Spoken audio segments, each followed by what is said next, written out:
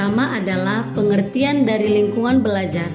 Lingkungan belajar adalah menciptakan suasana kelas yang mendukung dan nyaman, dengan penataan tempat duduk dan akses ke sumber daya yang sesuai di sekeliling siswa, dan adanya faktor-faktor yang mempengaruhi perkembangan dan tingkah lakunya dalam menjalankan aktivitas mereka, yakni usaha untuk memperoleh perubahan, baik itu dalam pengetahuannya, sikap, maupun keterampilan. Untuk pembagian kelompok lingkungan belajar, guru dapat mengelompokkan siswa berdasarkan beberapa faktornya. Yang pertama, dilihat dari faktor gaya belajar siswa. Pada faktor gaya belajar, guru dapat membagi siswa ke dalam beberapa kelompok gaya belajar, baik itu gaya belajar visual, auditori, atau kinestetik, sesuai dengan cara mereka menyerap informasi dari guru tersebut. Yang kedua, dilihat dari tingkat kemampuannya. Guru dapat membentuk kelompok-kelompok siswa berdasarkan tingkat kemampuan akademiknya. Misalnya, guru dapat membagi siswanya menjadi 3 kelompok, dengan kelompok siswa dengan kemampuan yang lebih tinggi, yang kedua siswa dengan kemampuan yang menengah, dan yang terakhir siswa dengan kemampuan yang rendah. Selanjutnya dilihat dari faktor minat atau bakat siswa. Di sini guru dapat mengelompokkan siswa berdasarkan minat tertentu siswa tersebut. Misalnya siswa dengan minat seni, kemudian siswa dengan bakat matematika, ataupun siswa dengan bakat sains. Yang terakhir adalah dapat dilihat dari kecepatan belajar siswa. Ada kelompok siswa yang belajar lebih cepat. Kemudian ada juga yang membutuhkan waktu lebih lama dalam memahami materi yang disampaikan oleh gurunya. Selanjutnya yaitu langkah-langkah penerapan diferensiasi lingkungan belajar. Ada 5 tahapan dalam penerapan diferensiasi lingkungan belajar. Yang pertama, identifikasi kebutuhan belajar peserta didik. Guru melakukan penilaian awal atau asesmen untuk memahami kebutuhan, gaya belajar, kemampuan akademik, serta minat belajar peserta didik, yang dimana bisa dilakukan melalui tes, observasi, ataupun wawancara dengan peserta didik. Setelah penilaian, guru membuat profil belajar untuk setiap siswa, yaitu dengan mencatat kekuatan, kelemahan, serta minat belajar peserta didik. Yang kedua yaitu perencanaan pembagian kelompok.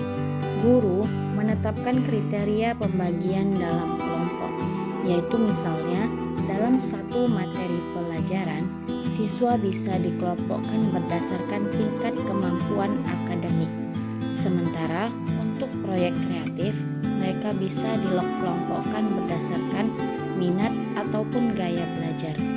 Kelompok dapat bersifat dinamis dan fleksibel, yang dimana artinya siswa bisa berpindah kelompok sesuai dengan topik atau proyek yang sedang dikerjakan.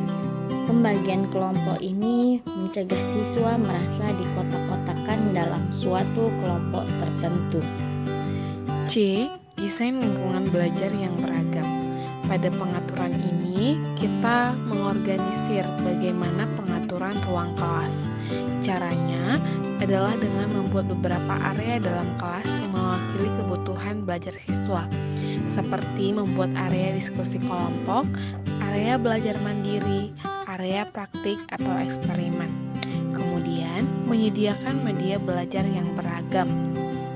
D. Pelaksanaan diferensiasi dalam pengajaran.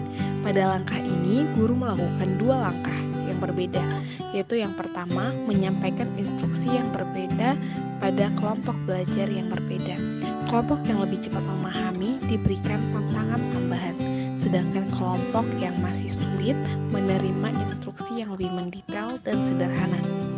Yang kemudian, pada tahap ini melakukan materi dan tugas yang berbeda. Setiap kelompok diberikan materi dan tugas yang disesuaikan dengan kemampuan dan gaya belajar masing-masing. Misalnya, kelompok yang memiliki kecepatan belajar tinggi diberikan proyek penelitian, sedangkan Kelompok yang lebih bisa diberikan tugas, diberikan langkah demi langkah dengan panduan yang lebih rinci. Monitoring dan penyesuaian, evaluasi berkala. Guru perlu memantau perkembangan setiap kelompok dan individu secara berkala. Jika ada siswa yang mengalami kesulitan, guru bisa menyesuaikan metode atau materi. Refleksi dan feedback siswa. Siswa dapat memberikan feedback mengenai pengalaman mereka dalam kelompok. Guru kemudian menyesuaikan pengelompokan atau metode pembelajaran berdasarkan masukan tersebut. Manfaat pembagian kelompok lingkungan belajar. Yang pertama, ada peningkatan keterlibatan siswa, di mana dengan adanya lingkungan yang sesuai dengan gaya belajar mereka, maka siswa akan merasa lebih terlibat dan termotivasi dalam proses belajar. Kedua, ada pengembangan keterampilan sosial. Melalui kelompok belajar, siswa belajar bekerja sama, berkomunikasi, dan menyelesaikan masalah bersama.